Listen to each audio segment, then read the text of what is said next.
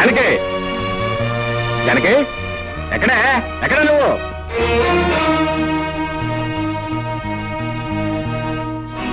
ఎక్కడికి వెళ్ళావు? తాతయ్య గారింటికి వెళ్ళాను. ఈ శనిగ్రహం అప్పుడే లేచిపోయిందా? ఎవరు శనిగ్రహం? ఎవరు శనిగ్రహం? పసిబిడ్డను ఇంట్లో ఒంటరిగా వదిలిపెట్టి పెత్తనాలకు వెళ్ళిన చాలక ఇంకా శనిగ్రహం అంటున్నావా? శనిగ్రహం అని నేను వెళ్ళేటప్పటికి నిద్రపోతుంది. అవును, నువ్వు వెళ్ళేటప్పుడు నిద్రపోతుందని నువ్వు ఇంటికి వచ్చేవరకు నిద్రపోతూనే ఉంటుంది అనుకున్నావా? నేను రావటం కొంచెం ఆలస్యం ఏమైతే తెలుసా? ఉయ్యాలంచి కింద పడేది. ఉయ్యాల నుంచి కాకపోతే మేడం నుంచి పడ్డానికి మనకి మేడలు లేవుగా. తప్పు చేసిన కాకుండా ఏమిటా పెడసరపు సమాధానం? తాతయ్య కొంట్లో బాలేదు, అవన్నీ సర్దుకొని వచ్చేసరికి ఆలస్యమైంది. తాతయ్య తాతయ్య మాట్లాడితే తాతయ్య ఒకటి దొరికాడు. ఇదిగో నీ తాతయ్య చాలా డబ్బున్నాడు. నువ్వు వెళ్ళినా వెళ్ళకపోయినా ఆయన చూసుకోవడానికి 10 మంది నౌకర్లు ఉన్నారు. నువ్వు ఆయన గురించి ప్రత్యేకంగా ఏం తాపత్రపడాల్సిన అవసరం లేదు. ఇదిగో చెప్తున్నాను, నువ్వు మళ్ళీ ఆ ఇంట్లో అడుగు పెట్టడానికి వీల్లేదు. ఎందుకు వీల్లేదు? వీల్లేదంతే. వెళ్తే ఏం చేస్తావు? పళ్ళు రాలగొడతాను.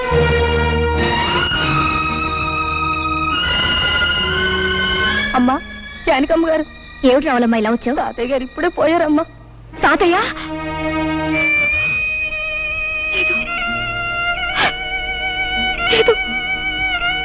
తాతయ్య గారు పోయారు? అవును బాబు. ఎప్పుడు? ఇప్పుడే. సరే నువ్వు వెళ్ళి, మేము వస్తాం. చూసొద్దాం పద. ఎందుకు? బ్రతికున్న మనిషిని చూడడానికి వెళ్తే పళ్ళు రాలగొడతానన్నావుగా. ఇప్పుడు ఆ శవాన్ని ఆఖరి చూపులు చూడడానికి వెళ్ళాలా? నీ మనసు ఇప్పుడు శాంతించిందా? నేను రాను, నువ్వు వెళ్ళు. నీ కూతురు కాపురం ముచ్చట్లు విన్నావా? ఏమిటండి? అల్లుడి మంచితనం చూసుకుని ఇష్టం వచ్చినట్టు పిచ్చి పిచ్చి వేషాలు వేస్తుందట. ఎవరు చెప్పారు మీకు? మన సంగతులు ఊరందరికీ తెలిసేదాకా మందాక రావు. ఒకసారి వెళ్ళి మందలించిరా. చిచి, వెధవ బ్రతికైపోయింది. ఓ సుఖం లేదు, సంతోషం లేదు. ఈ శనిగ్రహం ఏడుపుతను, మాయదారి వంటతోనూ నా ప్రాణాలు పోతున్నాయి. ఏయ్ నోర్మి, నోర్మి, ఎందుకలా ఏడుస్తున్నావు? ఎందుకు ఏడుస్తున్నావు? నిన్ను కొట్టేనండి చూడు. చాలా సాలేవా బడాయ్. నోరులేని ప్రస్తుతానికి నీ బెదిరింపులు తెలుస్తాయా? నోరెందుకు లేదు? పెంకులు ఎగిరిపోయేలా ఏడవడానికి పెద్ద నోరేసుకుని మరీ పుట్టింది. శని శని శనిగ్రహం అని. నోర్మై, ప్రస్తుతాన్ని పట్టుకుని శని శని అంటావు. బుద్ధి లేదు నీకు?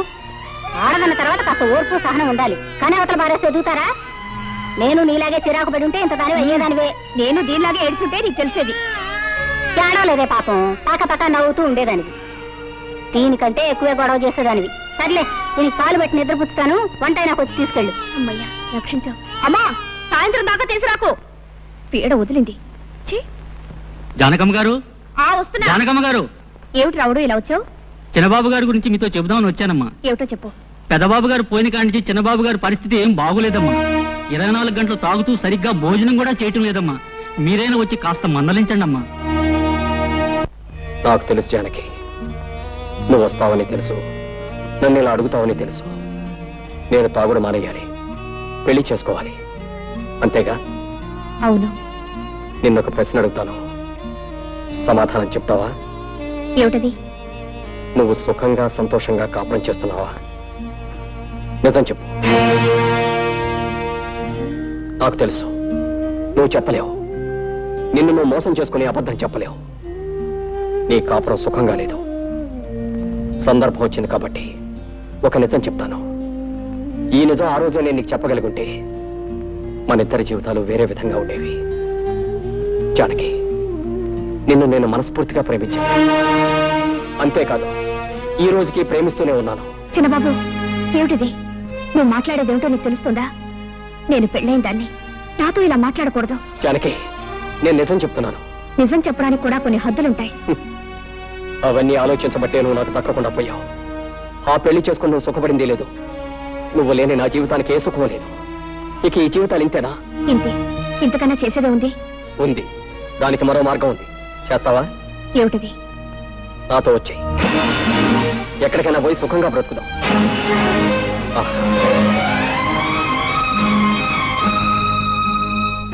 బాగా ఆలోచించు. దీనికి ధైర్యం కావాలి. సాంప్రదాయాలు చట్టుబండ్లు అంటూ ఆలోచిస్తే ఈ ముడి పెడదు. మనసులో ముడిపడకపోతే నీ మెడలో వేలాడుతున్న ఆ పసుపు తాడికి 3 ముళ్ళున్నా ఒకటే, 30 ముళ్ళున్నా ఒకటే. ఇష్టం లేని కాపురం చేస్తూ నీకు నువ్వు అన్యాయం చేసుకుంటూ నీ భర్తకు కూడా అన్యాయం చేయకు. నీ కోసం అనుక్షణం తప్పిస్తున్న నాకు న్యాయం చేయి. బాగా ఆలోచించుకొని ఓ నిర్ణయం తీసుకో. నన్ను తాగొద్దని కదా నువ్వు అన్నావు. తాగను. ఎప్పటి వరకు తెలుసా? ఈ రోజు రాత్రి 12 గంటల వరకు నీ కోసం ఊరు బయట తోట దగ్గర వెయిట్ చేస్తూ ఉంటాను. నువ్వు వస్తే ఇది నాకు శాశ్వతంగా దూరం అవుతుంది. రాకపోతే దీనికి నేను శాశ్వతంగా సొంతం అయిపోతాను. వెళ్ళు, బాగా ఆలోచించుకొని నిర్ణయించుకో.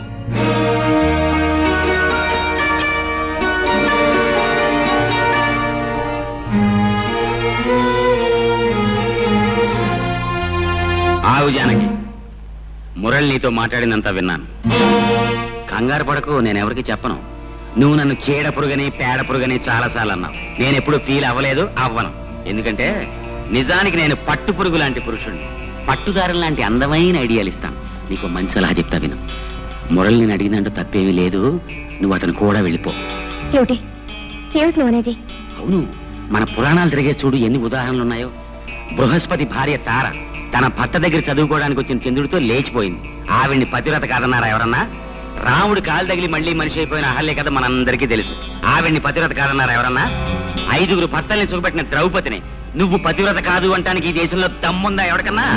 అంచేత మురళి అడిగిందంటూ తప్పేమీ లేదు. నువ్వు అతను కూడా వెళ్ళిపో.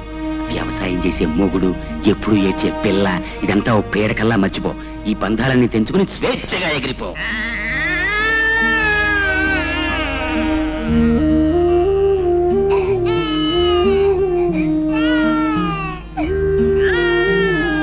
అమ్మమ్మ అడుగు అడుగు అడుగు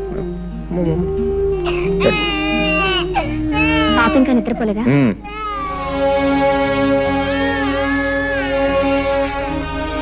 నువ్వు భోంచేసావా?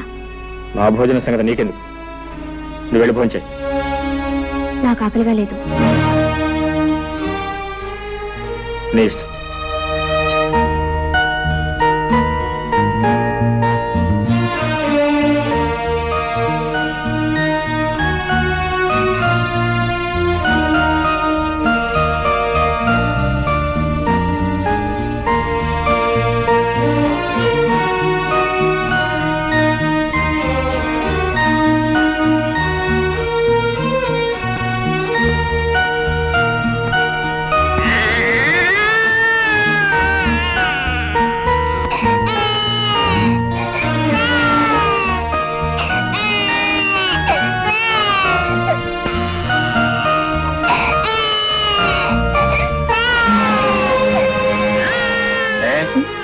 బిడ్డ ఏడుస్తుంటే వినపట్లేదా, కనపట్లేదా?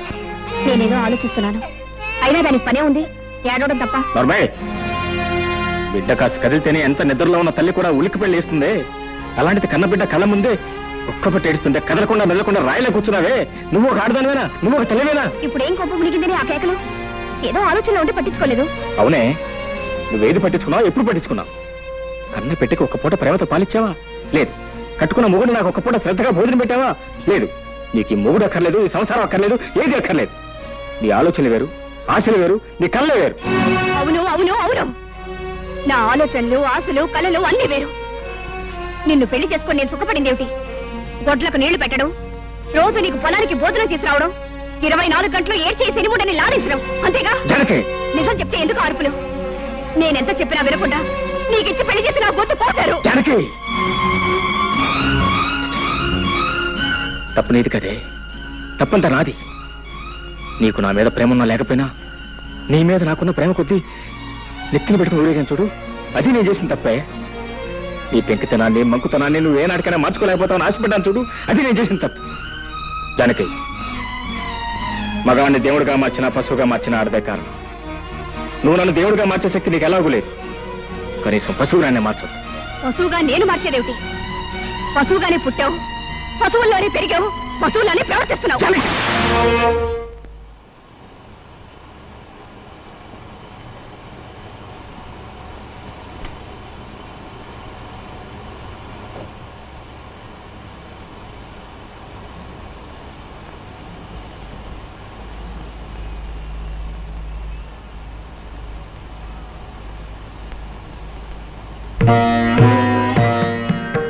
మనసులో ముడిపడకపోయిన తర్వాత నీ మెళ్ళో వేలాడుతున్న పసుపు తాడుకు 3 ముళ్ళున్నా ఒకటే, 30 ముళ్ళున్నా ఒకటే. ఇష్టం లేని కాపురం చేస్తూ నీకు నువ్వు అన్యాయం చేసుకుంటూ నీ భర్తకు కూడా అన్యాయం చేయకు. నీ కోసం అనుక్షణం తప్పిస్తున్న నాకు న్యాయం చేయి. పురాణాలు తిరగేసి చూడు, బృహస్పతి భార్య తారేం చేసింది? భర్త దగ్గర చదువుకోవడానికి వచ్చిన చంద్రుడితో లేచిపోయింది. ఆవిడ్ని పతివ్రత కాదన్నారా ఎవరన్నా? వ్యవసాయం చేసే మొగుడు, ఎప్పుడు ఏడ్చే పిల్ల, ఇదంతా పేడకల్లా మర్చిపోయి అల్లంతో వెళ్ళిపోయింది. నీ కోసం ఊరు బయట గుడి దగ్గర వెయిట్ చేస్తూ ఉంటాను. నువ్వు వస్తే ఇది నాకు శాశ్వతంగా దూరం అవుతావు, రాకపోతే దానికి నేను శాశ్వతంగా సొంతం అయిపోతాను. వెళ్ళు. బాగా ఆలోచించి నిర్ణయించు. బాగా ఆలోచించి నిర్ణయించు. బాగా ఆలోచించి నిర్ణయించు. నా కోసం వచ్చి నా కోసం వచ్చి నా కోసం వచ్చాయి.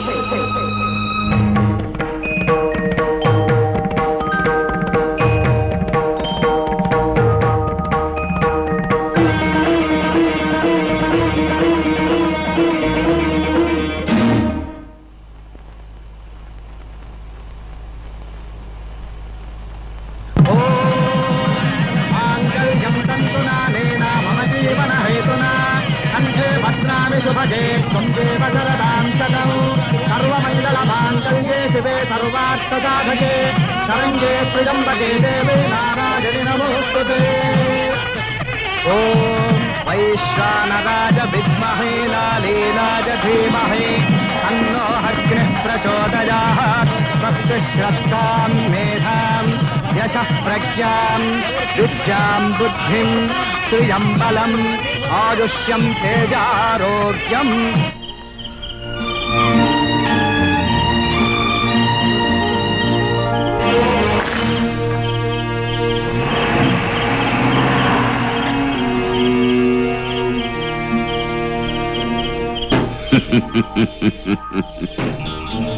ఒరేయ్ నరసింహం, నీ కూతురు నాకిచ్చి పెళ్లి చేయరా అంటే నా కూతురు జాతిరత్నము, నువ్వు గులకరాయివి, నన్ను హేళన చేస్తావా? అది కూడా నీ జాతిరత్నం ఇంకోటితో లేచిపోతోంది. తెల్లారేసరికి తెలుస్తుంది నీ కూతురు జాతి రత్నమో అసలు జాతి లేని రాయో. సర్వే జన సుఖినో భవంతు, సుఖినో భవంతు.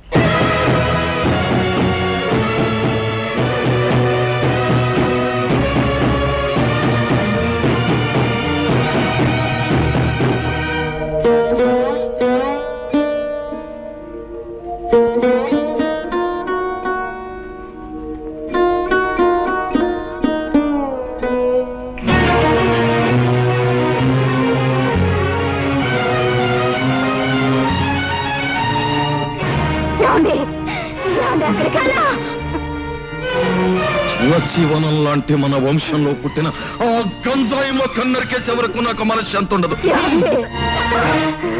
వద్దండి, ఆ గంజాయి మొక్కని కన్నా పాపానికి ముందు నన్ను చంపి తర్వాత దాని ప్రాణం తీయండి. చంపండి, చంపండి.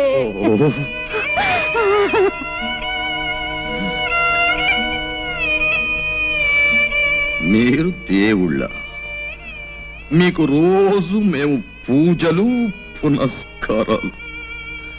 ఆకలితో ఉన్నవాడికి అన్నం పెట్టి, అవసరాల్లో ఉన్న వాళ్ళని ఆదుకుని, కష్టాలలో ఉన్న వాళ్ళ కన్నీళ్లు తుడిస్తే మీరు ప్రసన్నులై మీ చల్లని దీవెనలు నాకు అందజేస్తారనే నమ్మకంతో బ్రతుకుతున్న మనిషిని నేను. నేను ఎప్పుడు ఎవరికి ఏ పాపం చేశానని ఇంత శిక్ష విధించారు? మీరు కరుణామయుల కష్టాయి వాళ్ళ.